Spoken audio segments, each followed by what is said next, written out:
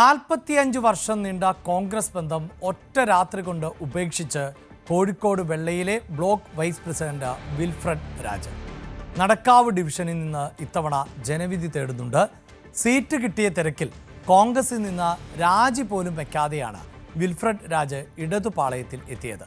ജനങ്ങളെ സേവിക്കാൻ അവസരം എന്ന ഒറ്റ ലക്ഷ്യം മുൻനിർത്തിയാണ് മത്സരിക്കുന്നത് എന്നാണ് വിൽഫ്രഡ് ന്യൂസ് 18നോട് പറഞ്ഞത്.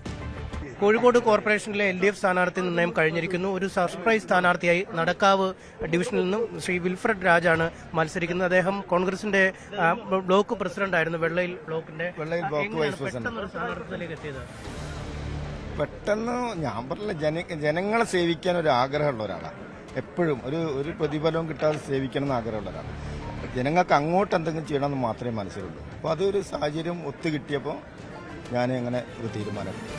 അതിന് മറ്റ് രാഷ്ട്രീയമോ ഒന്നും തടസ്സമല്ല, നയങ്ങളും പരിപാടികളൊന്നും തടസ്സം. മനസ്സാണ് ഏറ്റവും വലുതെന്ന് ആഗ്രഹിക്കുന്നതാണ്. മനസ്സിലൊരു തീരുമാനം എടുക്കാൻ കഴിവുള്ളിടത്തോളം കാലം നമ്മൾ ആരോടും ഒന്നും ഇതാണ്. 45 വർഷമായിട്ട് ഞാൻ കോൺഗ്രസ് പ്രവർത്തകനാണ്. പല മേഖലകളിലും ഇപ്പം ബാങ്ക് ഡയറക്ടറാണ്, നടക്കാവ് അർബൻ സൊസൈറ്റി ഡയറക്ടറാണ്. സർവീസിൽ മെഡിക്കൽ കോളേജിൽ 7159 പോസ്റ്റ്മോർട്ടം ചെയ്തൊരു വ്യക്തിയാണ്.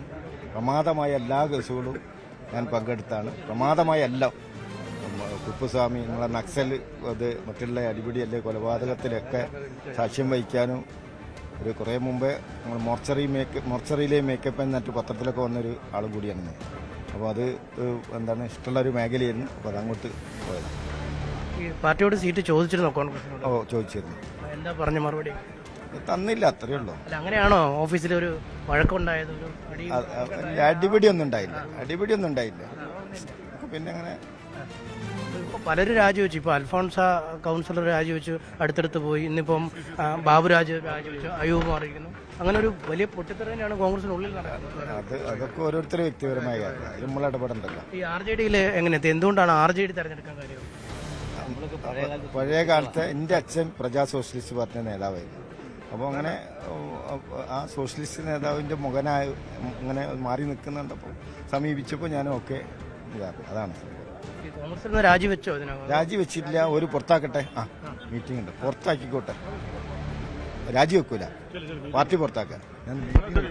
എന്തായാലും RJDയുടെ മെമ്പർഷിപ്പ് എടുത്തിട്ടുണ്ട്. പാർട്ടി പുറത്താക്കട്ടെ എന്നാണ് അദ്ദേഹം പറയുന്നത്. പ്രത്യേകിച്ച് മറ്റ് ആദർശമോ ആശയങ്ങളോ ഒന്നുമല്ല. സീറ്റ് ലഭിച്ചതുകൊണ്ട് RJDയോടൊപ്പം ചേരുന്നു, മത്സരിക്കുന്നു എന്നാണ് അദ്ദേഹം പറയുന്നത്.